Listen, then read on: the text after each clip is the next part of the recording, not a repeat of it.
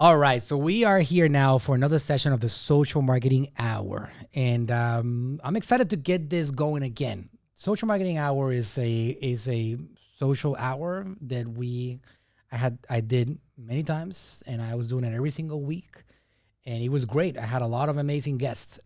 I can tell you a little bit of a story before I introduce today's guests about the Social Marketing Hour. Historically, I have had the pleasure of working with a lot of amazing people, a lot of people that I admire and I respect a lot. There's a lot of great people on the planet, but not all these great people got a chance, or I had a chance to work with them closely or got to know them over the years. So I created a program called the Social Marketing Hour, in which I would interview some of these amazing people that I actually got to know. So I get connected with people and I find out how amazing they are, and they blow me away.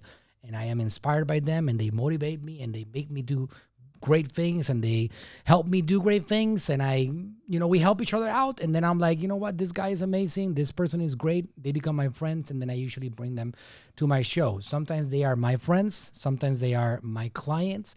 Sometimes they are people that I get to work with in projects. Sometimes we somehow randomly connect in the universe and in the world, and that's what it's all about.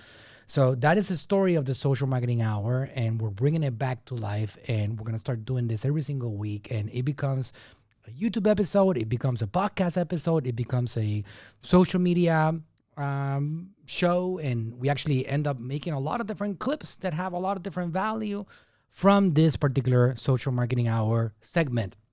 So today, it is something not different to what I just explained right now. I got a very special guest, somebody that has been a friend of mine for many years. Actually, before I actually realized that I had abilities and skills in the world of business and marketing, this guy was already conquering the world and doing a lot of great things that I would look up to and be like, one day I want to be like this guy. And fortunately, along the way for me, I was able to connect with him, and I was able to become a friend of this guy and find out more about what he was up to, and getting a lot of value from him. And hopefully along the way, I was able to give him value myself.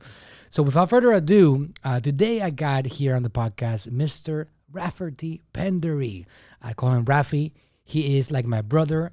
We have been able to help each other out a lot over the years, and he has a lot of value to talk about in the subject of business, in the subject of building a business, and subject of structuring a business for success and for expansion, and also in the area of marketing. He talks a lot about that subject too. So, Rafi, how are you doing today, brother? I'm doing awesome. I'm really happy to be here with you, actually. I'm excited. I think brother is the right word for sure. That's the way I've always felt our relationship has been. And it was funny because, like, for some years, I had seen kind of some of the things you were do, and I was like, wow, he's a cool guy. And then all of a sudden, it ended up being like 0 to brother. You know, it's pretty awesome. It's been that way ever since. Literally brother from another mother and from another father, because we definitely don't look alike, right? No, I don't have that like amazing radio voice that you have either. You know? No, it's about the looks. Like, you have this deep, amazing, like, yeah. And I'm like, all right, cool. I just sound like whatever. Hey, man, you are historically, you say that right now, but let me get that mic closer to your mouth. Yeah, we got to get it closer because this is a very sensitive mic. And okay. Yeah, so it's not one of those that captures the entire audio of the room. It's what's in front of it. So anyways, the Rafi, going way back maybe to 2014 or something like that, 2015, you were already doing a lot of speaking. You've been doing this for a long time. So before I even thought about the idea of being a public speaker and getting on stages, you were talking to thousands of people. And I used to obviously hear about you. We're also members of the same church. So you would talk to our congregation, to the people that were members of our church, and you would help them out with a lot of like realizations on the world of business and how they could themselves be more successful. And I used to look at you and be like, man, this guy is amazing. What an inspiration.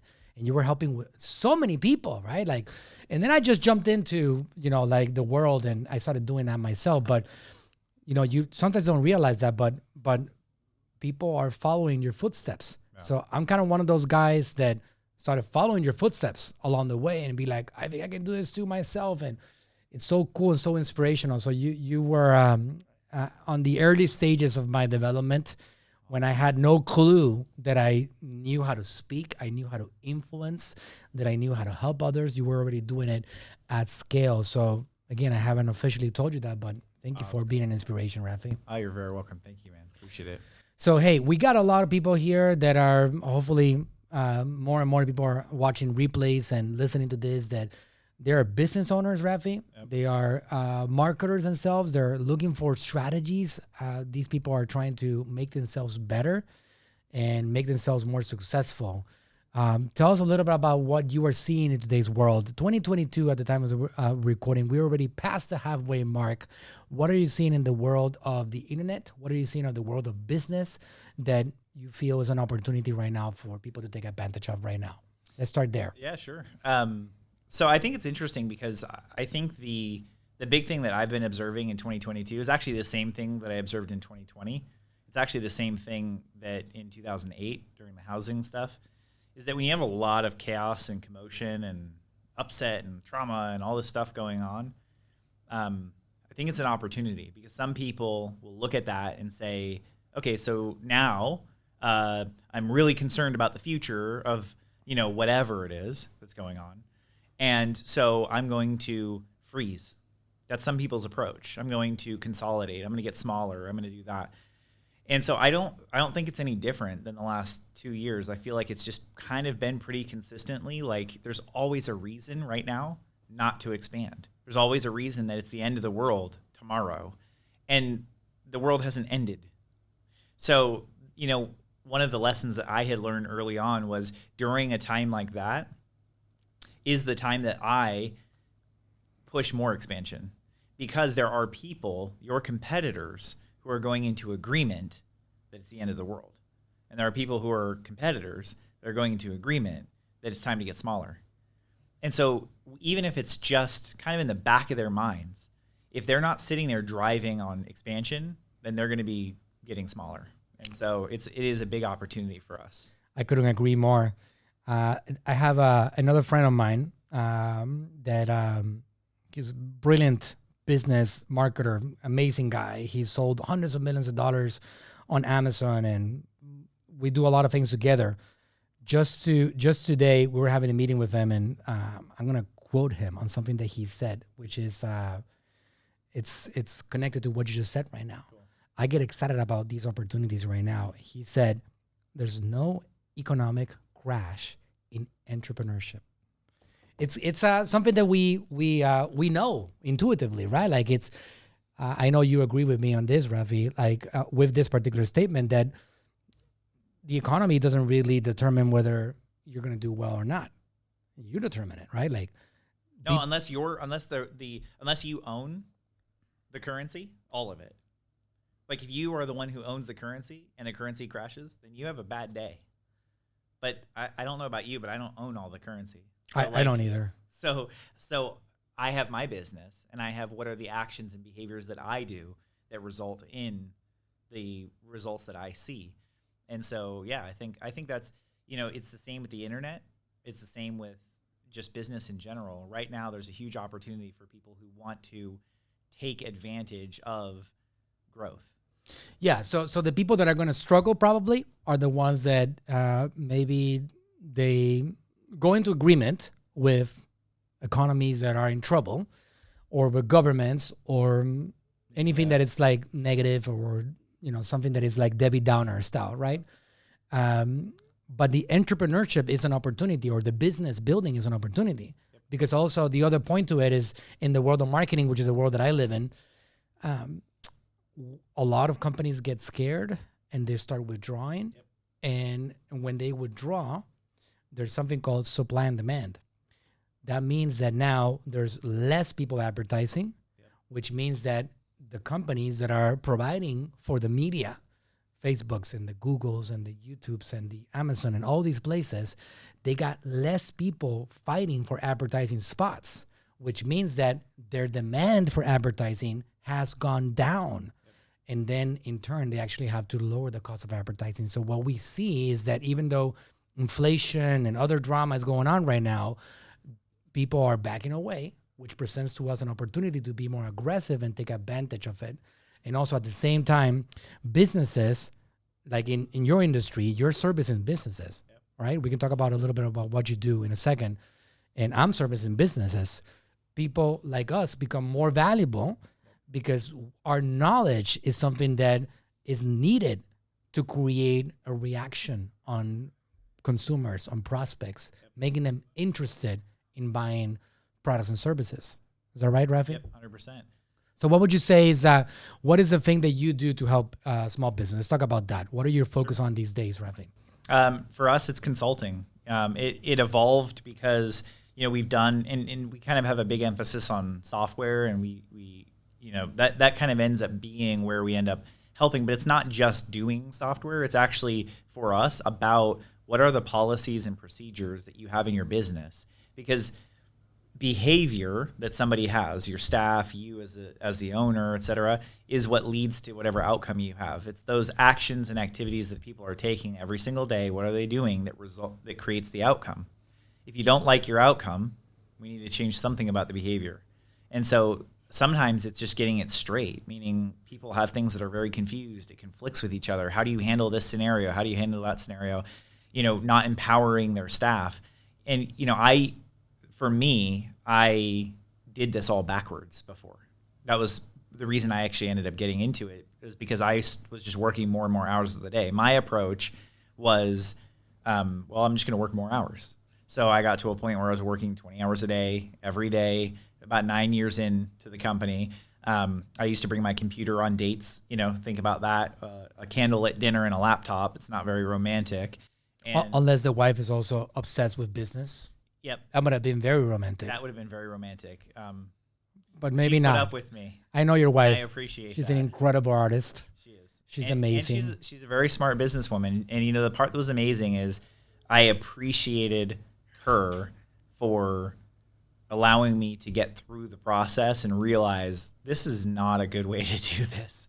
And so for me, it flipped into, I need to actually empower my staff to do that. I need to actually put people in a position that they can get their jobs done. And I'm not going to build a large organization on my back. You can't do it all yourself. You can't. It's impossible.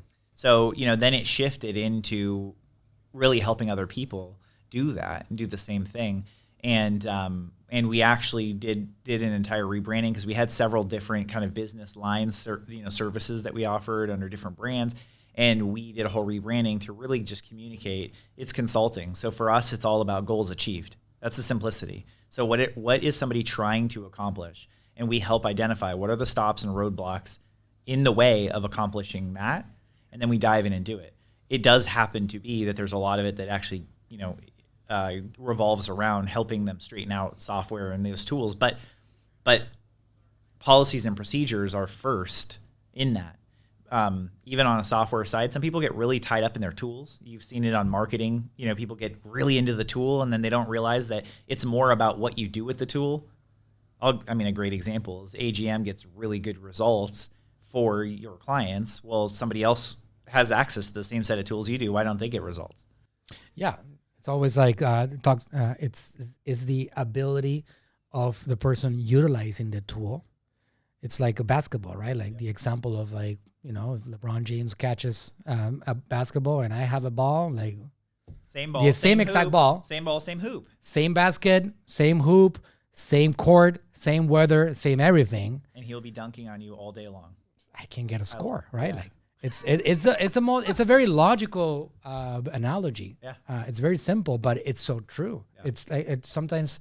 I have gotten in my world of advertising a lot. Like they say, wait a second, I already tried Facebook ads and it didn't work. I already did a YouTube channel and it never took off. And it will say all these things. And my counter is always like, listen, but did you have a strategy in place? Did you know what you were doing? Did you have somebody with the intellectual knowledge to help it succeed? Yep. Because a platform is just a platform. Now, the person utilizing the platform changes the equation entirely, right? So same thing with you, right? Like as a consultant, I'm going to use this moment right here to talk about, I've learned a lot of things from you over the years, especially as being friends and also attending your seminars and everything, right? Like, so many things I can talk about, but You know what is the greatest thing that I got from you that I've implemented it, right? And I'm even talking about it like as if I come up with the concept, I'm stealing it. Yeah, go for it. Not really, not really. No. You do it, man. I give you credit. I like to give credit where it's due. But here's the greatest thing that I learned from Rafi, all right? And maybe you learn it from somebody else. Maybe you can give credit to whoever taught you this concept. But recently you were helping us with a project, and we have been growing like crazy. There's a lot of things that we've been doing right. Along the way, there's a lot of things that have been done wrong, right? And I cannot even tell you how many times I knew that something was the right way to do it. And I just launched it, and I pushed it, and I executed, and I made everybody apply it. And then a couple of months later, I said, I'm sorry, guys, it was wrong. We're going to swap it. We're going to change it. In the end, it's about making sure that the actions that you do are mostly right, because some of them are going to be wrong, right? Now, at this point, what do we have? AGM Marketing, it's one of the fastest growing marketing companies in the country. We got over 100 staff. We service a lot of incredible people, some of the brightest minds out there. Sometimes I have to pinch myself and be like, wow, am I really servicing these guys? It's amazing. I build my own brand, and we have incredible growth that I could have only dreamed about, and all those things are going on. But there's a certain level that I will not be able to cross unless one thing is accomplished. And this is what I learned from Rafi. And it was something that he called a one truth. You remember that, Rafi? Yep. So when you talked about the one truth, and we can expand on that a little bit more, it's something that is applicable to all of you guys listening to this, watching this, no matter what that is. You will not be able to grow until you accomplish this thing called a one truth, right? And I can tell you very simply what I got from it. Sure. A one truth is that systems don't depend on you. They are in a structure. And they are the same thing for everybody. Because even myself, I break those one truths all the time because I'm the boss. Being the CEO, I just say what I want to get done, and it has to get done, and this is the way it is. But that doesn't give you a system to scale. So one of the main problems that I had at AGM that I'm working on fixing is that we don't have a one way of doing things across the board. Yep. And somebody delivering service for an account has a certain way of reporting results. And somebody delivering creatives for an account has a certain way of delivering those creatives or creating them. And somebody running some advertising has a certain way of creating a campaign. So we have all these ways of doing things that make it literally impossible for you to be able to scale past a certain point. Yep. And you kind of start breaking. So when I realized that, talking to you, Rafi, again, this is from Rafi's consulting help, I said, okay, this is what we're going to do. Because otherwise I'm going to be stuck running this particular organization, not being able to focus on the things that are going to help us grow. So, Rafi, can you expand a little bit more on the concept of the one truth that you helped me realize? Yeah, sure. So a guy named David Lively has been a partner, very, very, very close friend. I mean, we're basically family. And we've worked together for 15 years. And he had started a furniture store, built it to 39 stores, sold them all in 2001, 2002. They're the 23rd largest furniture chain in the country. He's a brilliant guy, and so we've been able to work together for many, many years. And he was doing consulting after he sold his stores. He was doing consulting for people, and that we got together and started working together to help people solve their problems.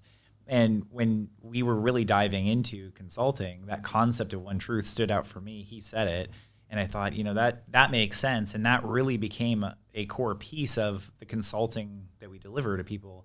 And the concept is this: you're going to have a one truth, whether it's your product catalog, because we deal with product-based companies, we deal with service-based companies. If you don't have a list of the services that you offer, where's your list of services? And then based on those services, where's your price sheet? And based on that price sheet, where's the deliverables? And that everybody knows exactly where to go to get that information, you don't have a one truth. And it's amazing because we've worked with very successful companies, some big companies that we work with every single day.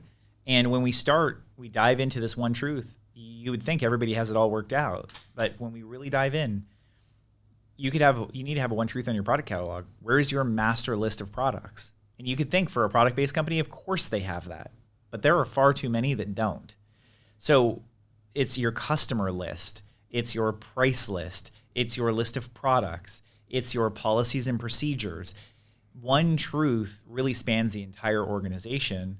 And so when you have that in, the amazing part is people know where to go, where to look, and you can train people to do it over and over and over again.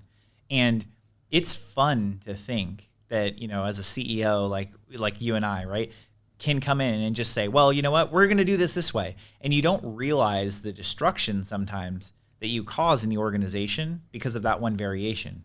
And we don't even realize it. I used to do it all the time and not realize the consequences of it, because then your staff, who are the ones who are needing to do that stuff, they can't do it because all of a sudden they saw you do it differently and they're like, whoa, hold on, what? And what ends up happening is they come back to you over and over and over and over and over again, ask you how to handle this situation and how to handle that situation. And they drop balls and all these other things simply because we didn't put in the process.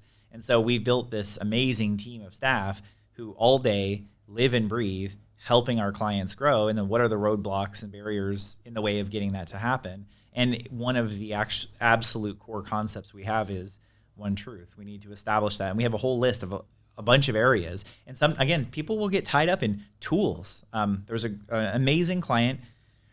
He was just incredible company. They were growing super fast, and they started having some problems. And we were helping with one small piece of things, which was going pretty well, actually.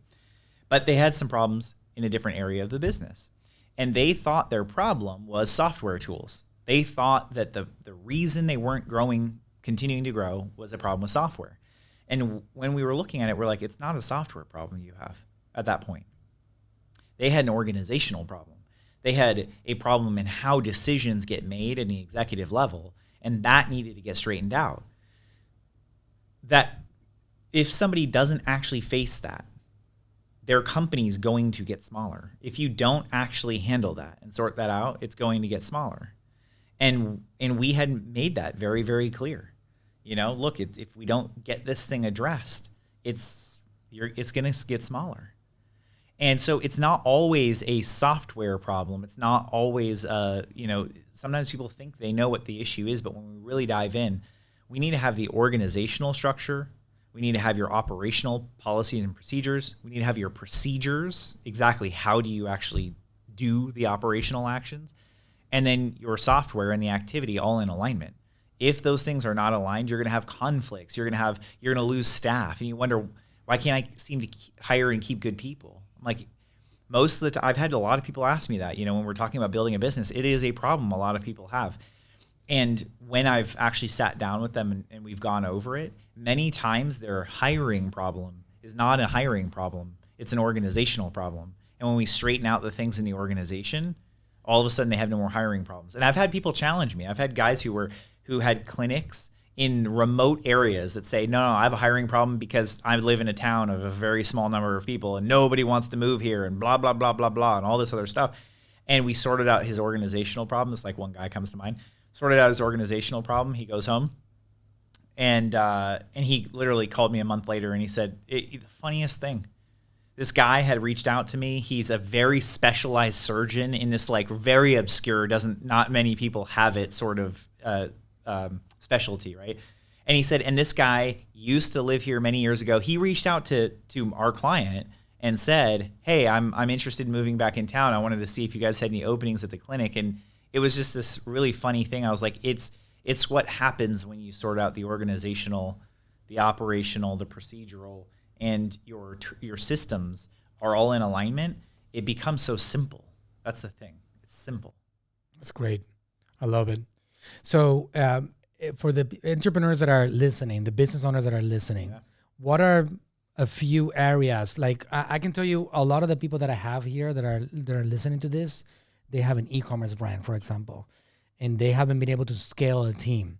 They have maybe 2 to 3 guys working with them, and they got some virtual assistants, and they're looking for some marketing strategies for scale. But if they want to build a team and they want to start building all these processes so they can actually get their information that help them build the success. Like I have a client of mine, she literally built her business from zero. She's been with me for years. She's a student mostly, to $1 million in revenue a year. She doesn't have any staff. She does it herself. Let's say that she wants to expand and she wants to start building an organization. She wants to build a brand that goes beyond just one person. What would be the roadmap that you would recommend for somebody like her? Yeah, I'd say that when you dive in and look, and you really look, like we can make assumptions. You know, we as owners, we can feel, you know, we can have a finger on the pulse of our organization, and we can kind of know. But when you start to get above a certain size, you start to get into a realm of sometimes you don't know, but you think you know. And so the thing is if you're trying to push beyond that level and it's not happening, there's a reason why. There's some stop or barrier that you haven't figured out yet. And so I think getting help sometimes from an outside perspective that can help identify, like, hey, where is the pain point or issue? And I'll give you an example. We run into this a lot with guys, and I know you have too, because I've seen some of the content that you've put out and talked to people about in seminars you've delivered. Many times people are trying to build their entire living from a product-based company on one channel. Like, you can be an amazing Amazon seller, and that's great, but that's not a product-based company. That's you're an Amazon store, which is amazing. It's not your platform. It belongs to Amazon. You're in their playing field. They control it. They control the rules, and if they change the rules and you don't like it, well, that just kind of sucks for you. If they don't like you, they can shut you down. 100%. That's the way it is. Totally. And so being reliant on any single way of your whole livelihood is based on that one channel, that one makes literally no sense. And so what I would say for a person who, because that kind of situation you're talking about is probably more about the fact that somebody is doing really well selling through one channel. Like when you're talking about that size and no staff and all the rest of it, it means they're probably focused on one channel, which is really, that's great. Hey, congratulations. First of all, building $1 million business, the vast majority of people never do. It's amazing. So congratulations. However, if you step back and treat your business like a retail business, that's what you actually are. You sell products to consumers. Step back and look at how you can expand into every channel that you can get on without spreading yourself too thin. So yeah, don't go and open up 19 at once and get totally overwhelmed. Keep doing the successful things that you're doing. But I know that's something that AGM helps people with a lot too.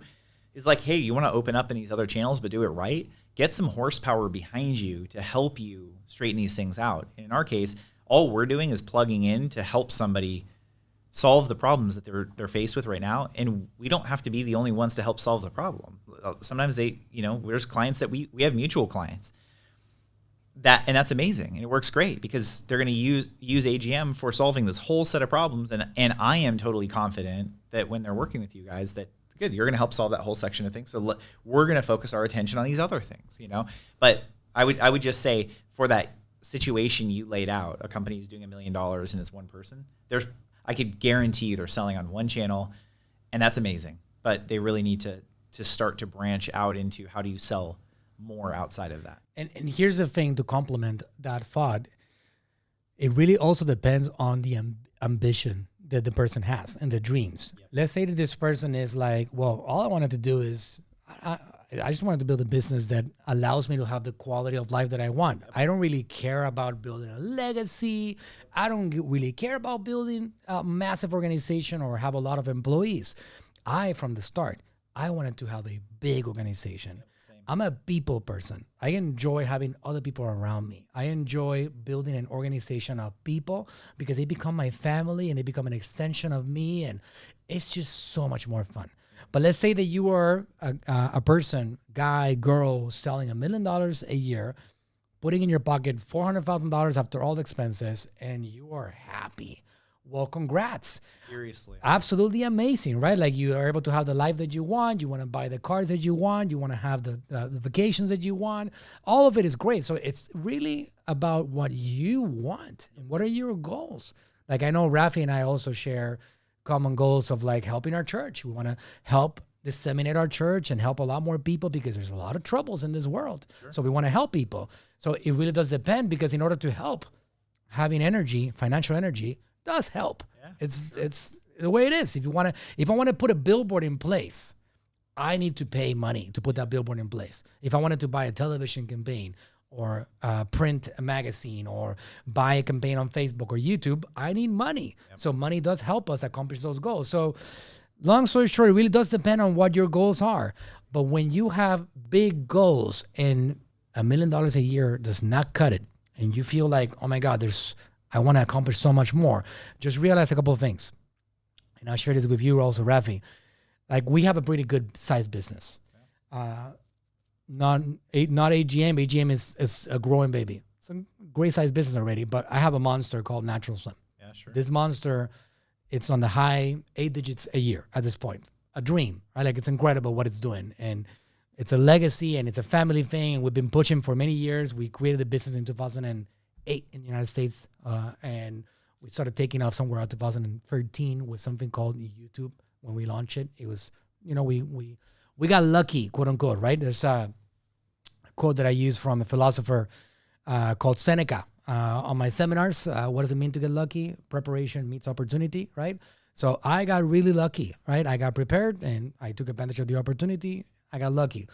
So in my case, I have a lot of ambitions and I'm just getting started and I don't stop and I don't have a way to turn it off. Like, it turned on. I can't turn it off. It is what it is. I really enjoy it. I am depressed and sad if I'm not able to work.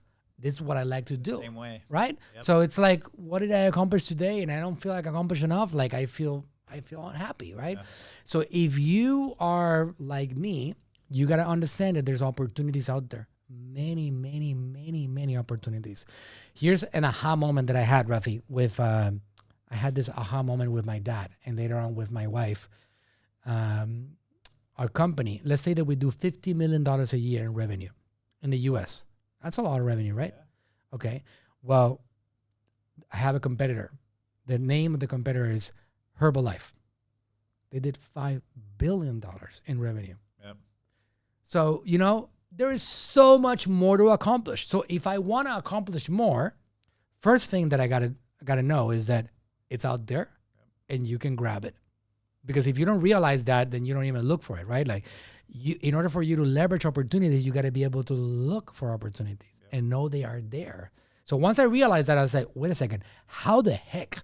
$5 billion, if you put all those zeros together, is a lot. I'm not even close to being at that number, even though I basically have a lot of success financially. Yeah. It is a whole different level. So once you realize that, then you're going to start looking at what opportunities to take advantage of. For example, what channel should I be going into?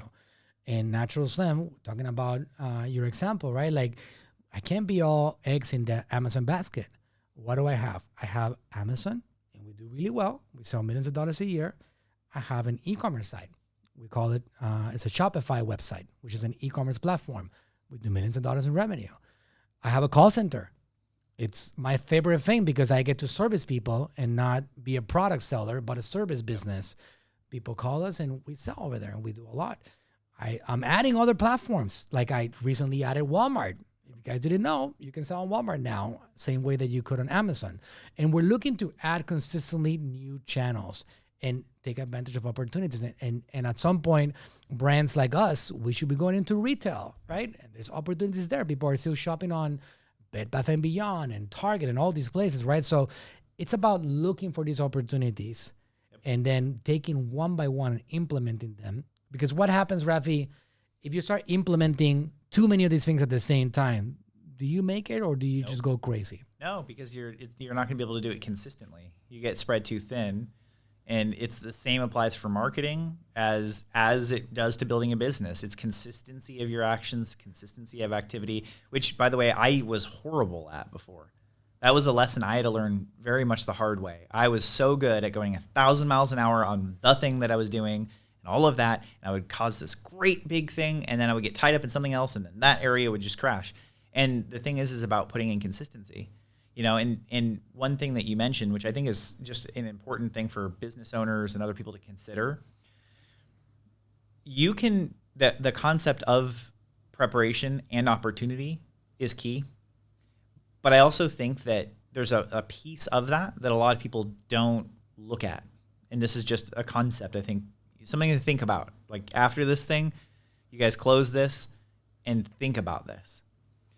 If you don't have stuff straight, in your business, you don't have things worked out, you don't have your one truth established, you don't have these things being done, you will miss far more opportunity than you even see, because you will not be looking at opportunity.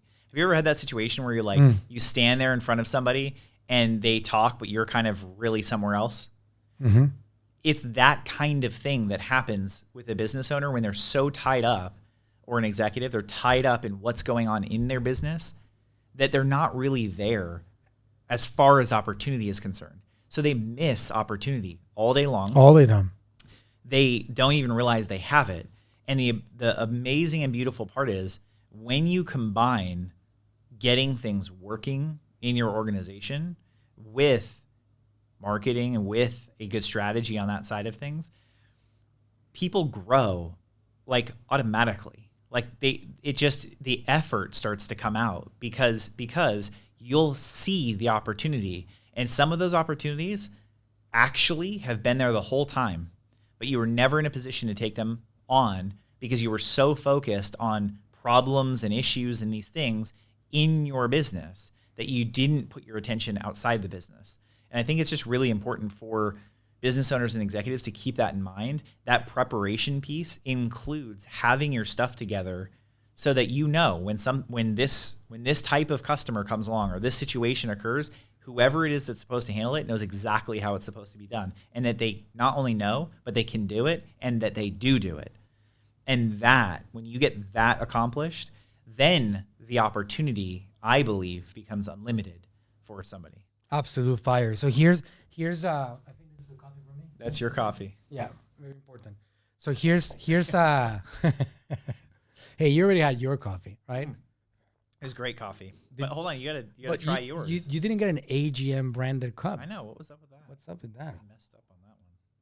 Sorry, Somebody's guys, gonna I'll never happen again. Somebody's gonna get in trouble. I'm right? only gonna use AGM mugs from now Absolutely, dude. Everything is branded in here, Yeah, right? Everything is branded. You got it. right? You got it all worked Look at out. this. Even this is branded. Right Yeah, the there. back of your microphone. everything. Totally, your socks. You know that branding is important, Rafi, do. right? It's important. But listen, the major takeaways that I can tell you from this particular conversation that we've had today. The one truth is a big deal. So let's talk about a practical example, right? So would you say that the best way to develop a one truth would be, here's what I thought about doing an interview. If I have, like, everybody listening here somehow is trying to run a business, whether you are working for a business and trying to make it more successful, or you own it, you are trying to make it work. Hopefully, a lot of you guys are accomplishing success. Now, from every business owner out there, there's a series of things that you're doing. We all are doing stuff.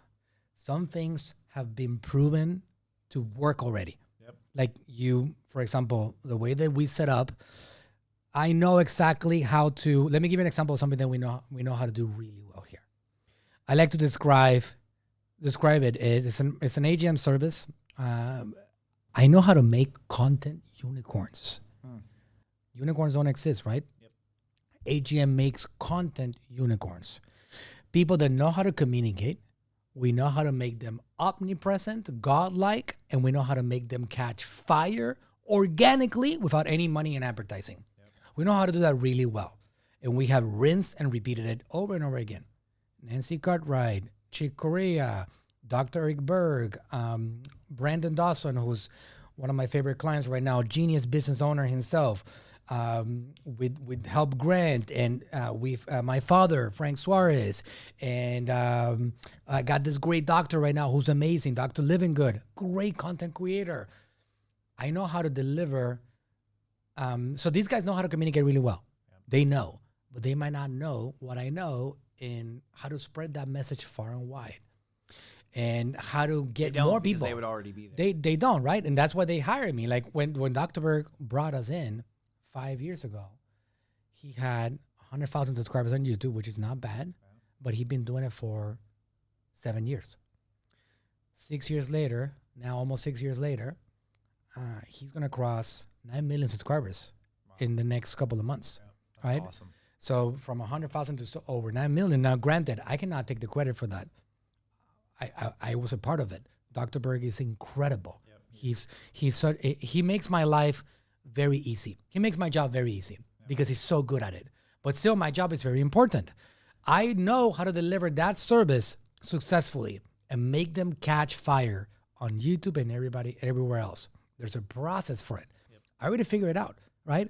And if somebody comes in and they want to keep on getting our help, because there's a lot of content unicorns out there. Yeah, sure. There's a lot of them that don't get discovered. I like to describe it as like, for every Δ𝗙𝗎 that we met, there's another 1,000 of them that we never met. Yep. That because they didn't figure out distribution. Yep. They just were great at doing what they were doing, what they did, but they never figured out how to get people to see them. Yep. So who knows how many basements are full of incredible art or music that we never discovered, right? Yep. It's incredible, but distribution is essential, right? So I could deliver to a lot more people out there that are content unicorns. My point is, how would you develop a one truth from that particular product that I know how to deliver right there? Just to give everybody an example. Here's the thing. Everybody is good at something. If you're in business, you know how to solve a problem. Because if you don't really have a business, right? Like if you're in business, you're in beauty, you know how to make people's skin glow. You know how to make anti-aging more efficient.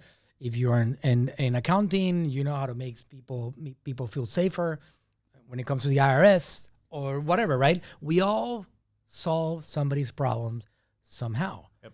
Some of us are really good at some things, and some of us maybe we're trying some new areas or products or services and we're not really good at. Yep.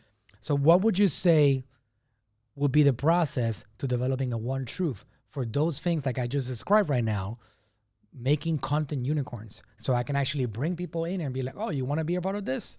I'll let you get in. Yeah. You're going to have to sign this NDA of what we do and all this stuff, but I'll service you. I will not service you myself. Yep. Because right now I can tell you, somehow I need to kind of touch every single one of these content unicorns. Yep. I'm involved with all of them. If you take me out of the equation, opportunities might be missed. So I have to systematize this thing to make it into one truth. Yep. Just so we can give the audience some value. How would you go about building a one truth from something like that? Yeah, and what's interesting is that scenario you gave is actually very common. People have their secret sauce. They have their what's unique to them, right? I'm not saying that everybody builds content unicorns. I think that's pretty unique overall. But I'm just saying, like, everybody has their kind of equivalent of that, or a lot of people do, right? There's some aspect they do really well, which is what got them the success that they have so far. And some of that's going to be unique to them. I think a couple things. I think when you do a good job of getting to the bottom of what somebody's job or function is, usually a lot of guys, when they're documenting processes, they'll take the steps that you do, and they give the steps that you do, which is great. That's awesome. And that's something that most businesses don't even do. But if you do that, then good, you're there. But then they wonder why, even when people have the steps that they do, it still doesn't result in the outcome that they want. And that is kind of like the scenario you were talking about, right? Like there's some reason why an owner or a person has to keep touching, these things, that these particles, these cycles that come along. The delivery of this client, I have to keep being involved for some reason. I'd say underlying that, there's typically a fundamental basic. There's a few basics that are missing in the training with those people. There's a decision-making process that hasn't been uncovered yet. And I think when that gets uncovered and gets put there, then you give them not just the procedure part of it, but based on this and this and this and this data, here is how I make that decision. And so many times people tell people what to do, but they miss telling them how to decide what to do. So they tell them the what without getting into the decision-making process and what authority they have and what is that, how do you actually make the decisions related to it. And when you do that, all of a sudden you find a whole bunch of things that were on your plate are no longer having to be on your plate. Right. So how would you go about discovering the action steps to take? Like just 1 minute. Right? So you're sitting there and you're having to get involved in some situation that comes up. And so what you start doing is start paying attention. When you're involved in that, you're instantly, it probably takes you 2 minutes and you go, oh yeah, this is what we need to do. Just boom, that's it. So then pause for a second though and start to go, what am I looking at that leads to that decision. And take note of those things. Then you get pulled into another one. Good. Oh, yeah, this is what you need to do. 30 seconds, I figured it out. 5 minutes, I figured it out. 10 minutes, I figured it out. 1 minute, I figured it out. Oh, yeah. But see, before you jump into the next thing, 'cause you're a super busy guy, I see you. You jump from here to here to here in the office. Before you jump into the next thing, go, okay, hold on, pause for a second. Why did I think that that was the right action to take? Oh, it's because of this and this and this data. What will start to happen is you're going to notice a commonality starts to happen. You're going to notice, oh yeah, well, so in all of these situations, here's actually the outcome. In all these situations, here's the outcome. You start to notice those similarities in situation. And that is because there's a process that you go through when you sit there and talk to somebody. You're going through a process. It just happens so fast that sometimes you don't step back and look at it and go, what the hell is the process that I'm actually doing here? So step back for a second. You make the decision. Good. Now pause. Look at, well, why did I make that decision? What were the actual things that I looked at that caused that to be the decision? When you can then lay that out for somebody, now you combine that with, here's all the detailed steps. You can have people who are empowered to make decisions and they make it the right way. And sure, every once in a while, you're going to find some rare other circumstance or situation, but then just add that to your document, add that to your training. That's the beautiful part. You don't have to restart every single time. Because if not, if you don't take that approach, then the only option is that you have to sit there and train by hand, personally, one person through a million different scenarios because you didn't give him the underlying couple decision-making points you really needed to do. And it just takes a lot longer. It doesn't build a scalable, fast-growing business. It will, we as owners and executives, become the bottleneck to the organization. Yeah, so you take every single one of these things that you know how to do well, and you create a process from it. And you make it very clear in the direction of having that thing that we call a one truth. Yep. That one thing that whenever somebody comes in and they want to know exactly how to get it done, you can be like, here's how you get it done. Totally. Here's a document, here's a video, here's this process, here's how we do it, this is what we do, and this is how we do it. And the interesting thing is sometimes people look at it backwards. A small business, and see, we focus on working with small and mid-sized businesses. We do have, a few very large companies, you guys who are Fortune 500, stock market companies and whatever, but that's not our bread and butter is small and mid-sized companies. The interesting part is I'll use that as an example. Like, hey, do you realize that this very large company, they have it very process driven? Like, I mean, seriously, any successful fast food place you go to, every single time you go, it's consistent. Go to Chipotle, okay? Oh my God. It's very difficult to get screwed up on that. No matter where you're at. Well, if they're in a bad mood, though, they'll give you very little quantity of meat, and that sucks. Yeah, but then you just kind of ask them nicely, like, "Hey, can I just get a little bit more?" And then they'll do it. They'll hook you up. But it's consistent. The process is consistent. The taste is consistent. The quality is consistent. So I say that though to people about big companies, and they go, "Yeah." So when I get bigger, I understand I have to put in process, and I'm like, it's backwards. You're not going to get bigger unless you put in the process. This is how you get bigger. That's a great example, by the way. Really good example, because Chipotle can fire everybody and hire a new team, and tomorrow that team is going to have the exact same meal being prepared in the exact same way. Yep. That is the ideal, because then the system becomes bigger than your individual players of that team. And to an extent, you don't have people that are indispensable, right? You have a system that is greater than your individual players. Of course, I'm a big believer in humans and the skill levels of each one and all of it. I'm a huge believer in all of that. But putting the system in place is going to be crucial for the scaling, because then you can keep on hiring people and they know exactly what to do. And then those people that you're hiring, they don't feel like they're confused, or they have to figure out on their own. They know exactly what's expected from them, and they go in and they deliver it, and they feel valuable to the organization. Yeah, start to pay attention. And that's to what it's all good about. Companies. Yeah, you're right. Pay attention to good companies you go into, and see how many times they need to go to somebody else to make a decision. Like when you go into Chipotle next time, and see how many times did somebody had to go in the back and ask the manager about some situation. There's a manager there. They're there. They're on site all the time. But how many times do they have to go It's back? very there? rare. You never see that. Yeah.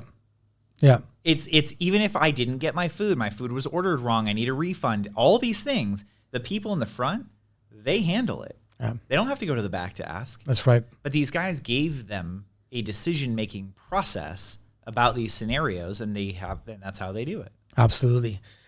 Absolutely amazing. So what you do, guys, is figure out what things you do that you do well and that are working and systematize them and create a process for them. And make sure that when you have new people coming in or when you hire new people, they know exactly what's expected from them. And you can start building an organization that keeps on growing and thriving. Rafi, great interview. Appreciate you being here with us. Again, you're the first guest in a while. So that tells you how much I admire and appreciate you. Thank you for everything that you do for us and for the world. If somebody wants to get connected with you, if they want to somehow get your help, you are helping small businesses, small to medium-sized, consulting and helping them discover things that you've been helping us. How can they connect with you and find out more, and how can you help them? Yeah, our website's studio98.com, studio98.com. Message us there, and we're happy to help you, and just get in communication, see how we can be of service. For us, it's about helping people is what I care about doing. And so if we see a way that we can help, we're all about it. So yeah, if you guys are successful already and you have some revenue, and you're looking to invest, things like this, investing in systems and processes and consulting and more marketing, it's a smart way to go about it instead of just going out there and spending the money, right, and other things. So Studio98.com is a place you contact Rafi if you guys want to get his help. I know you service people across the world because I know you have people in Canada, in the US, all over the place, right, Rafi? Yep. We have clients all over the place. We live in a technology world that there's no barriers. As long as you have an internet signal, you can be helped. Yep. Same thing with AGM marketing here. All right, so guys, thank you for tuning in to the Social Marketing Hour, and thank you for being here, Rafi, and I will see you guys on the next episode. Stay tuned.